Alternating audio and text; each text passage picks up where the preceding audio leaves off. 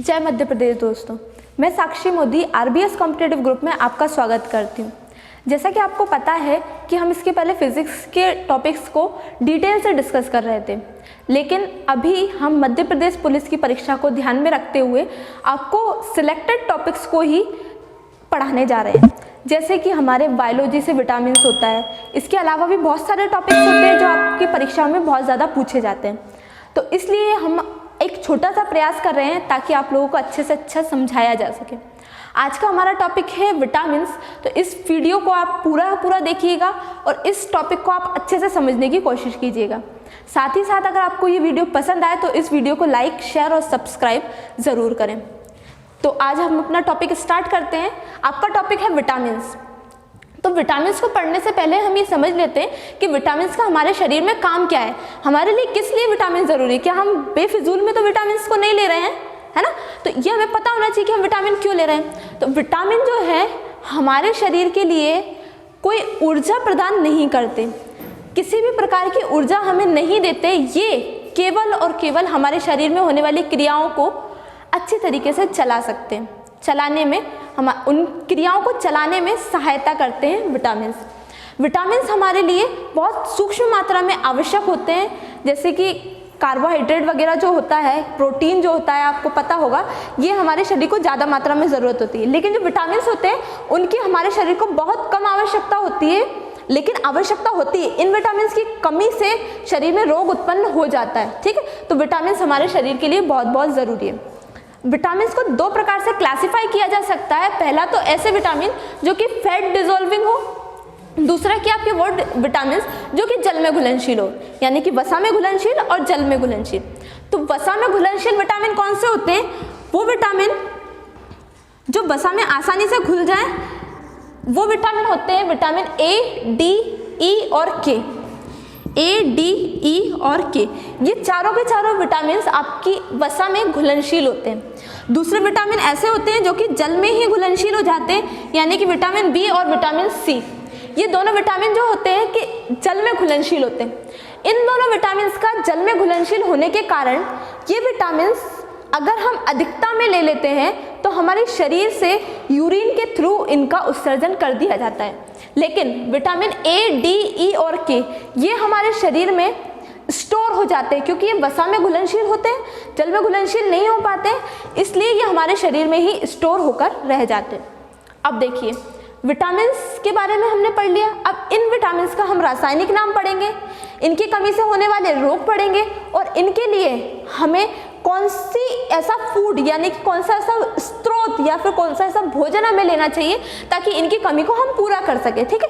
क्योंकि विटामिन्स का आपको पता होगा हमारे शरीर में बहुत ज़्यादा टाइम तक नहीं रह सकते, हमें इनको थोड़े टाइम में लेना पड़ता है, ठीक है? और बी और सी ये तो आपका यूरिन के थ्रू बाहर निकल ही रहे हैं, तो इनको तो आपको लेना ही है। ये तो फिर भी 2-3 दिन चल जाएंगे क्योंकि फैट डिजोल्विंग है, लेकिन आपको लेना तो पड़ेगा। इसलिए विटामिन्स को आपको डेली लेना होता है ताकि ये हमारे शरीर को सक्रिय रख सके। एक एक करके सभी विटामिन्स को पढ़ते हैं। नंबर 1 है आपका विटामिन ए। इस विटामिन का रासायनिक नाम होता है रेटिनॉल और इस विटामिन की कमी से आपको रतौंधी नामक रोग हो जाता है, ठीक है? विटामिन ए जिसका नाम रासायनिक नाम था रेटिनॉल और इसकी कमी से हो जाता है रतौंधी नामक रोग। इस विटामिन की कमी को पूरा करने के लिए हमें गाजर का प्रचुर मात्रा में सेवन करना चाहिए, क्योंकि गाजर जो होती है उसमें ये बहुत ज़्यादा मात्रा में पाया जाता है।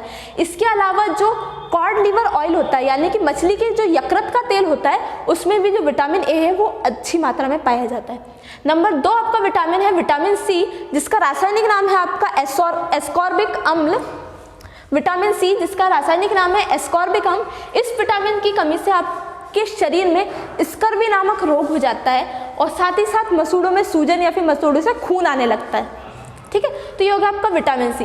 अब अगर आपके शरीर में विटामिन सी की कमी हो जाती है तो रोग तो हो गया आपके शरीर में उत्पन्न स्कर्वी। तो इसकी कमी को पूरा करने के लिए आपको खट्टे फलों का अधिक से अधिक सेवन करना चाहिए, ठीक है? अब इसके अलावा विटामिन सी जो होता है, आपको पता होगा कि ये जो विटामिन सी है वो दूध में नहीं पाया जाता। एक मात्र ऐसा विटामिन है जो कि ये दूध में नहीं पाया जाता। दूसरी बात हम देखें कि अगर आप सब्जियों को काट कर, ठीक है। अगर आप सब्जियों को काट कर और फिर इनको धो लेते हैं तो ये विटामिन उन सब्जियों में से नष्ट हो जाता है, ठीक है। तो हमने इसको पढ़ लिया कि ये विटामिन क्या होता है, एस्कॉर्बिक अम्ल इसका नाम होता है और इसकी कमी से स्कर्वी नामक रोग हो जाता है। अगला विटामिन है आपका विटामिन डी, जिसका कि रासायनिक नाम होता है कैल्सीफेरॉल। इस विटामिन की कमी से आपके शरीर में रिकेट्स नामक रोग हो जाता है, जिससे हड्डियां कमजोर हो जाती हैं, ठीक है। ये सब इसी विटामिन की कमी से होता है, हड्डियों का कमजोर होना आदि, ठीक। इस विटामिन की कमी को पूरा करने के लिए हमें सूर्य के प्रकाश को ज़्यादा से ज़्यादा लेना चाहिए, यानी कि सूर्य के प्रकाश में रहना चाहिए। अगला विटामिन है आपका विटामिन ई, जिसका रासायनिक नाम है टोकोफेरॉल और इस विटामिन की कमी से अंगघात और बांझपन नामक रोग हो जाते हैं। अब इस विटामिन की कमी को पूरा करने के लिए सोयाबीन, बादाम आदि का सेवन करना चाहिए। अगला विटामिन है विटामिन के, इसका रासायनिक नाम है फिलोक्विनोन और इस विटामिन की कमी से आपके शरीर में रक्त स्त्राव होने लगता है और साथ ही साथ नक्सीर भी हो सकता है, ठीक। विटामिन के की कमी को पूरा करने के लिए हरे पत्तेदार सब्जियों का सेवन करना चाहिए, ठीक। ये एकमात्र ऐसा विटामिन है जो हमारी छोटी आंत में एक बैक्टीरिया होता है ई कोलाई, इस बैक्टीरिया के द्वारा बनाया जाता है और हमें प्रदान किया जाता है विटामिन के। इन विटामिन का नाम याद रखना भी एक कठिन बात है, तो इनको नाम याद रखने के लिए एक आपको शॉर्ट ट्रिक बताते हैं। वो शॉर्ट ट्रिक है कि एक रेस हो रही थी, ठीक है, एक रेस हो रही थी, इस रेस में टिंकू भी था, लेकिन उसकी किसी के साथ लड़ाई हो गई, इसलिए वो रेस को छोड़ के फाइट करने लगे, ठीक है। क्या हो रहा था, एक रेस हो रही थी और उस रेस में था टिंकू की हो गई लड़ाई और लड़ाई के कारण वो करने लगा फाइट, ठीक है। रेस यानी कि RAC और मैं ई को शॉर्ट में लिख देती हूँ, ठीक है। कौन था, टिंकू था, वो क्या कर रहा है, फाइट कर रहा है, ठीक है। देखिए रेस RACE, ई को मैंने शॉर्ट बनाया, दैट मीन्स आपका इसका कोई भी यूज नहीं है, ठीक। R फॉर रेटिनॉल, ए का नाम, A फॉर एस्कॉर्बिक अम्ल, विटामिन सी का नाम, C for calciferol, vitamin D का नाम, टिंकू फॉर टेकोफेरॉल, ठीक है, या फिर टोकोफेरॉल भी आप इसको बोल सकते हैं। तो ये हो गया विटामिन ई का नाम और फाइट से फिलोक्विनोन यानी कि विटामिन के का रासायनिक नाम। अब देखिए ये पूरा है आपका विटामिन बी कॉम्प्लेक्स, ठीक है। विटामिन बी जो कॉम्प्लेक्स होता है उसके कई सारे भाग होते हैं जो कि आपके सामने दिखाई दे रहे हैं। नंबर 1 हम देखते हैं विटामिन B1, जिसका रासायनिक नाम होता है थायमिन। और ये सारे जो विटामिन है इनकी कमी को पूरा करने के लिए लगभग सेम चीज़ें होती हैं, जैसे दूध वगैरह, जो चावल होता है, गेहूं होता है, यीस्ट होता है, इन सब का आपको सेवन करना चाहिए, ठीक। तो हम इनका रासायनिक नाम और रोग देख लेते हैं। विटामिन जो B1 है इसकी कमी से आपको बेरी नामक रोग हो जाता है, ठीक। विटामिन बी की कमी से कौन सा रोग होगा, बेरी। विटामिन B2 का रासायनिक नाम होता है राइबोफ्लेविन, ठीक है। और इसकी कमी से क्या होता है, होठ फटने लग जाते हैं, ठीक है। होठों का जो फटना होता है वो विटामिन B2 की ही कमी से होता है। विटामिन अगला देखिए विटामिन B3, इसका रासायनिक नाम होता है निकोटिनिक अम्ल यानी कि निकोटिनिक एसिड।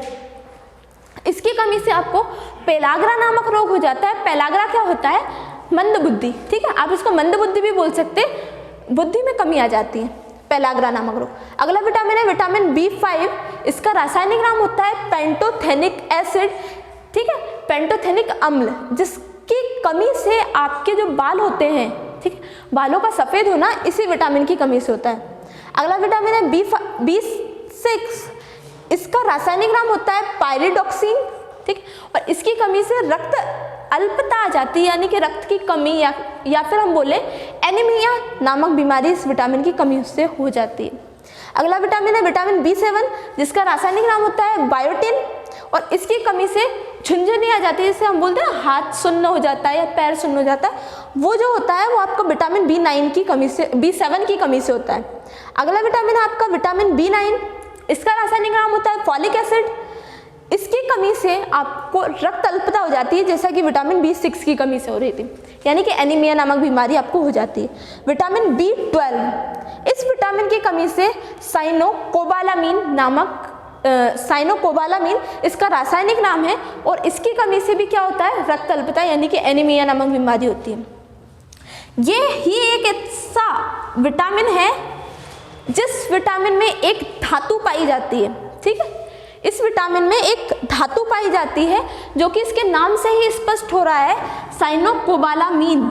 इसका नाम है रासायनिक साइनोकोबालामीन। इस विटामिन में कोबाल्ट नामक धातु पाई जाती है, ठीक। विटामिन B12, इन सब विटामिन को हमने एक बार पढ़ तो लिया, लेकिन फिर वही बात है कि रासायनिक नामों को याद करने के लिए कुछ ट्रिक होनी चाहिए ताकि हम इनको आसानी से याद कर सकें। तो इनको याद रखने की एक ट्रिक है, देखिए जरा। थारिनी ने, एक ही किसी का नाम है थारिनी, इसने क्या किया, एक कोई थी पापी बाई, ठीक है, एक थी पापी बाई, इससे क्या किया, थारिनी ने पापी बाई से नॉन फोल्डेबल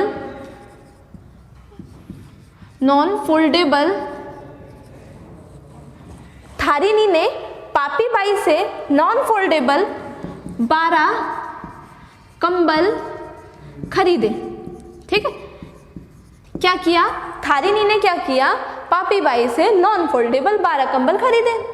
अब कौन थी, थारिनी थी, ठीक है। था से थाइमिन, री से राइबोफ्लोविन, नी से निकोटिनिक अम्ल।